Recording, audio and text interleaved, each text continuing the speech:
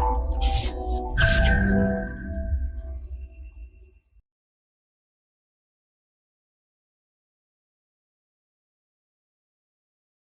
Friends, this is Gautam Pandey. Welcome to forum IAS. दोस्तों, back to school के session में फिलहाल हम मॉडर्न इंडिया डिस्कस कर रहे हैं और हमारे साथ है क्लास 12 की एनसीईआरटी, और जिसके फोर्थ चैप्टर पर हम डिस्कस करते करते आगे हैं। तो हमने लास्ट वीडियो तक जो हमारा सब्सिडरी अलायंस सिस्टम था वेलेजली का, उसे डिस्कस कर रहे थे। हमने देख भी लिया था कि वेलेजली ने हैदराबाद के निज़ाम हो या फिर मैसूर के हों या अवध के नवाब हों, सबको अपने सब्सिडरी अलायंस में फोर्सफुली या पीसफुली अपने अंडर में कर लिया था। तो ऐसे में उसके लिए सबसे बड़ी प्रॉब्लम एक कौन बची थी? वो बचा था हमारा मराठा एम्पायर। तो इस वीडियो में हम पूरा का पूरा फोकस ये रहेगा कि मराठा एम्पायर को कैसे वेलेजली ने अपने अंडर में किया और कैसे करने की कोशिश की, उसे डिस्कस करेंगे। देखिए, सबसे पहले थोड़ा मराठा के जो बैकग्राउंड है उसे समझ लेते हैं। उस समय का कंडीशन कैसा था, मराठा कैसे थे, कौन सी कंडीशन में थे। हमने पहले भी आपसे डिस्कस किया था कि मराठा उस समय तक डिक्लाइनिंग फेज में थे और लगभग 5 भागों में बढ़ चुके थे, और हर कोई अपने आप को पेशवा ही मानता था और पूरा का पूरा मराठा किंगडम का एम्पायर मानता था। तो कौन कौन से पार्ट थे? 5 पार्ट, उसे देख लेते हैं एक बार। सबसे पहले देख लेते हैं पेशवा। पेशवा कहाँ पे था? हमारा पूना में। और गायकवाड़ थे बड़ौदा में। बड़ौदा कहाँ? हमारा करंट का जो नॉर्दर्न पार्ट है, वेस्टर्न नॉर्दर्न पार्ट, यहाँ गायकवाड़ यहाँ पर हैं। तीसरे हैं हमारे सिंधिया, करंट के हमारे ग्वालियर, जो हम करंट के एमपी में देखते हैं, यहाँ पर हैं। और होलकर हैं इंदौर में। इंदौर हमारा एमपी का साउथ वाला एरिया, यहाँ पर दिस पार्ट में। फिर हम देखेंगे भोसले एट नागपुर। नागपुर हमारा करंट का महाराष्ट्र वाला जो एरिया है, यहाँ पर इस सेक्शन में। और ये 5 भागों में बटे हुए थे। और पूरा का पूरा जो हमारा पेशवा है सिर्फ नॉमिनल हेड था, बाकी सभी लोग अपने आप को अलग अलग रूल करना स्टार्ट कर चुके थे। तो हम देखते हैं कैसे वेलेजली कोशिश करेगा इन्हें अपने अंडर में करने की।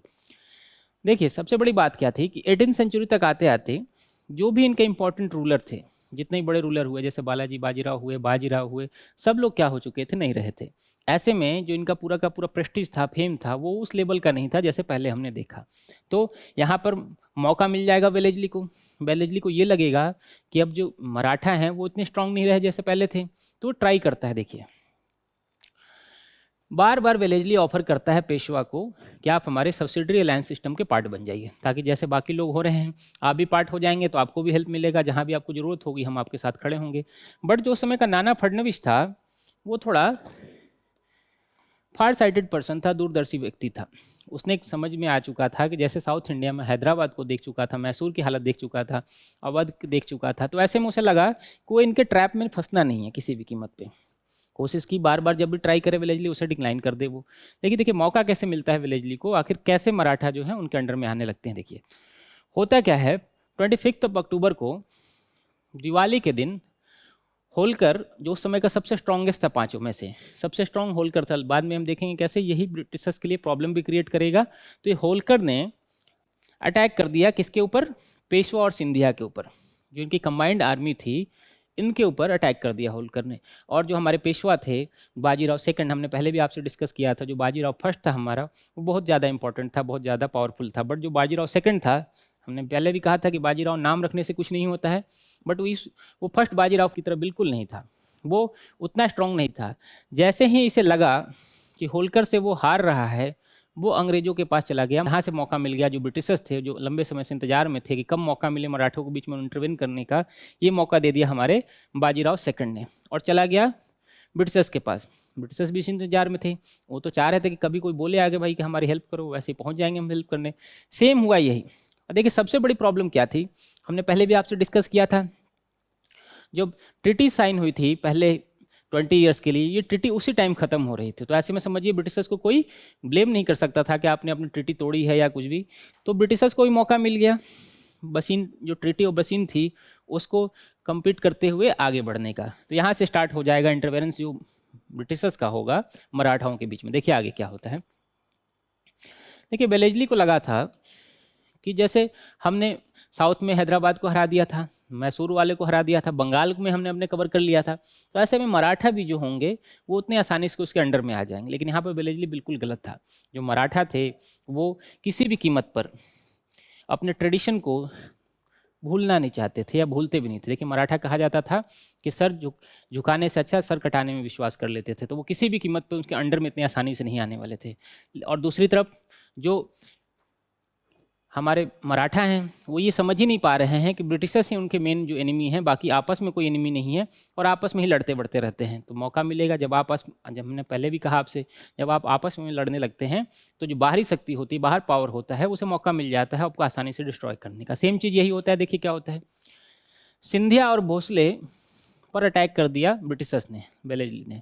और इस समय क्या थे, सिंधिया पर अटैक चल रहा है। जो हमारे होलकर हैं वो दूर बैठे देख रहे हैं कि भाई हमें क्या है, हम तो पावरफुल हैं, हमें कोई ब्रिटिशर्स हरा नहीं पाएंगे, ये उनकी हेल्प के लिए नहीं जाते हैं। और जो हमारे गायकवाड़ साहब थे ये तो पूरा का पूरा ब्रिटिशर्स को हेल्प करने ही पहुंच गए। तो ऐसे में समझिए जो सिंधिया हैं वो आसानी से हार जाएंगे, क्योंकि ऑलरेडी यहाँ के लोकल जो आर्मी है वो भी उनकी हेल्प कर रही है। सेम चीज़ देखिए क्या होता है फिर, वेन वही होता है जब होलकर पर अटैक करते हैं ब्रिटिशर्स, तो जो हमारे सिंधिया और भोसले उन्हें मौका मिल जाता है कि फिर से वो क्या करें, अपने बदला निकाल लें। और ये दूर बैठे देखते रहते हैं, उनकी हेल्प करने को नहीं जाते। तो ऐसे में समझिए जो मराठा थे पूरी तरह से, जो ब्रिटिशर्स थे उनके पावर को समझ ही नहीं पाए और उन्हें लगा कि ये इतने बहुत ही सिंपल लोग हैं, हमें हरा नहीं पाएंगे। होलकर के मामले में भी हमने देखा, सिंधिया के मामले में भी देखा। तो ये लोग उनके जो पावर थे उसे अंडरस्टिमेट करते थे और बिना तैयारी के ही लड़ने चले जाते थे। उन्हें लगता था ब्रिटिशर्स अभी छोटे मोटे हैं, हमारे सामने क्या करेंगे। लेकिन ऐसा नहीं होता है, ब्रिटिशर्स हरा देते हैं। देखिए वेलेस्ली जो था, कंबाइंड आर्मी जो सिंधिया और भोसले की थी, उसे असाय और अरगांव में नवंबर 803 में डिफीट कर देता है। ऐसे में जब सिंधिया और भोसले डिफीट हो जाते हैं तो उनके पास एक ही रास्ता क्या बचा, सब्सिडरी अलायंस का पार्ट बनना और जो सब्सिडरी अलायंस के जो भी टर्म एंड कंडीशन थे उसे अपने ऊपर लागू करवाना। तो हमने देखा कि कैसे साउथ में वेलेस्ली ने हमारी कंबाइंड आर्मी जो थी सिंधिया और भोसले को उसे हरा चुका था। अब देखिए क्या हो रहा है, नॉर्थ में क्या हो रहा था, नॉर्थ में भी सिंधिया हार गए। जो उस समय का लॉर्ड लेक था उसने लसवारी की जगह पे उन्हें, सिंधिया को बहुत बुरे तरीके से हरा दिया। ऐसे कंडीशन में जो पूरी की पूरी अलायंस थी किसकी, मराठाओं में सिंधिया और भोसले की, उनके सामने क्या रहा, उनके सामने एक ही ऑप्शन रहा कि अब वो पूरे के पूरे जो ट्रीटी हैं, जो सब्सिडी अलायंस सिस्टम है, पार्ट हैं, उसके बन जाए।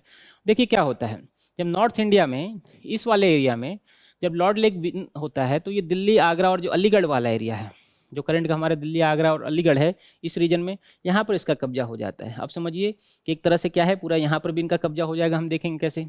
देखिए आगे क्या होता है, अब जो ब्रिटिश रेजिडेंट रखे जाएंगे इनके यहाँ पे, अब क्या करेंगे, भोसले और सिंधिया बिना गवर्नर जनरल की मर्जी से किसी यूरोपियन को अपने कोर्ट में नहीं रख पाएंगे और ना ही किसी से ट्रीटी कर पाएंगे, जैसा कि हमने सब्सिडरी अलायंस वाले सिस्टम में देख लिया था।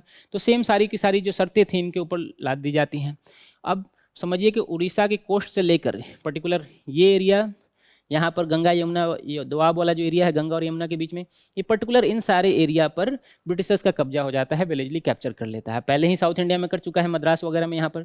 तो वेलेस्ली के टाइम में समझिए लगभग पूरा का पूरा इंडिया उसके अंडर में आने वाला था, बशर्ते अगर वापस ना आ जाता तो हो सकता था कि पूरा का पूरा इंडिया को कैप्चर कर लेता। कैसे, हम देखेंगे।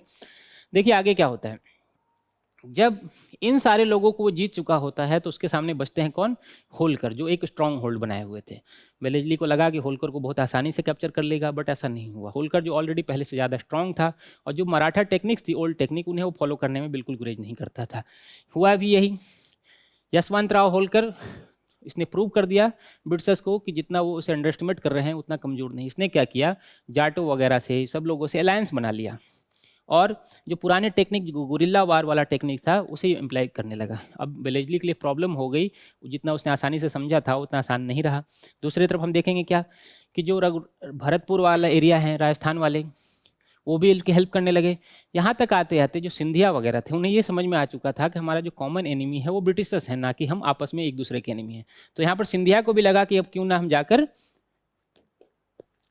होलकर की हेल्प करने लगे। अब जब ये सारी बातें आ गई, जो समझ में आ गया ब्रिटिशर्स को कि अब सिंधिया भी इनको सपोर्ट करेगा, तो हो सकता है उनके लिए प्रॉब्लम क्रिएट हो जाए।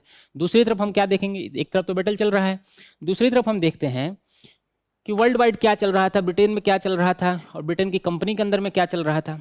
देखिए यहाँ पर ईस्ट इंडिया कंपनी को आते आते ये लगने लगा था कि जो हमारी एक्सपेंशन पॉलिसी है, लड़ाई के माध्यम से लड़ के जितना एरिया कैप्चर करना, वो बहुत ज़्यादा कॉस्टली है।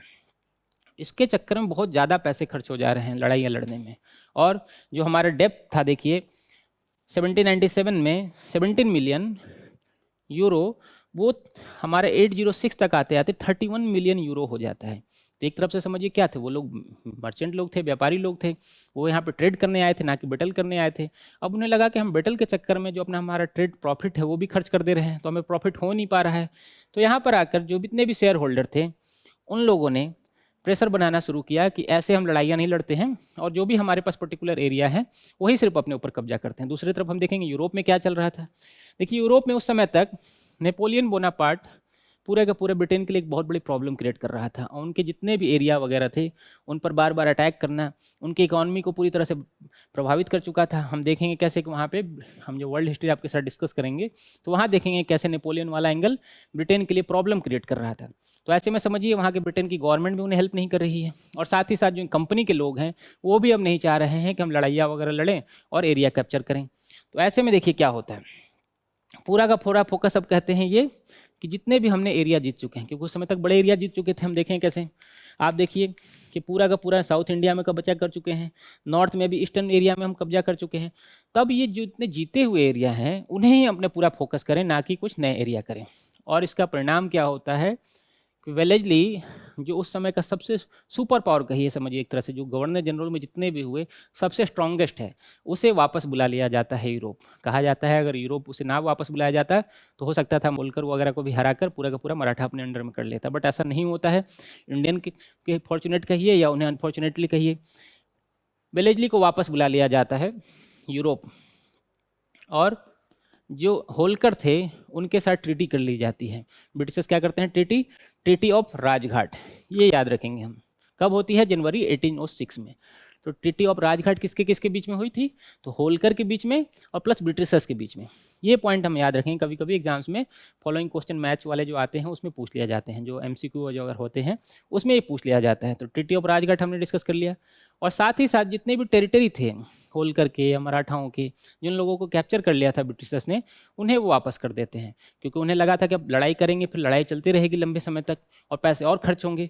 यही वो कंडीशन है समझिए। देखिए कहा जाता है अगर वेलेस्ली ना जाता, तो हमने पहले भी कहा कि पूरा का पूरा इंडियन के अंडर में आ जाता है। लेकिन देखिए यहाँ तक आते आते एक बात तो क्लियर हो चुकी थी कि इंडिया में अब सबसे सुप्रीम पावर, पैरामाउंट पावर कौन है, ये ब्रिटिशर्स हैं। जो मराठा हों, चाहे हैदराबाद के निजाम हों, चाहे होल्कर हों, या साउथ में हमने देखा मैसूर हो, हैदर अली वगैरह हो, टीपू सुल्तान, सारे लोग इनसे डिफीट हो चुके थे। नॉर्थ इंडिया का अवध वगैरह भी इनसे डिफीट हो चुके थे। तो ये टाइम यहाँ पर ब्रिटिशर्स ये प्रूव कर चुके थे कि पूरा का पूरा उनका अंडर में कौन, पूरा का इंडिया उनके अंडर में आ चुका है। अब वो धीरे धीरे बाद में हम देखेंगे कैसे और भी जो भी एरिया बचे होंगे उन पर भी कैप्चर करेंगे, कुछ अलग तरीके अपनाएंगे। तो जो भी इस चैप्टर में और भी डिस्कस किया गया है उसे हम अगले वीडियो में आपके साथ डिस्कस करेंगे। तो मिलते हैं फिर अगले वीडियो में। Thanks for watching. Current Affairs by Forum IAS is an all-in-one program that covers the dynamic aspect of the syllabus from both prelims and mains perspective. Last year, we have helped more than 100 students crack IAS with our current affairs classes.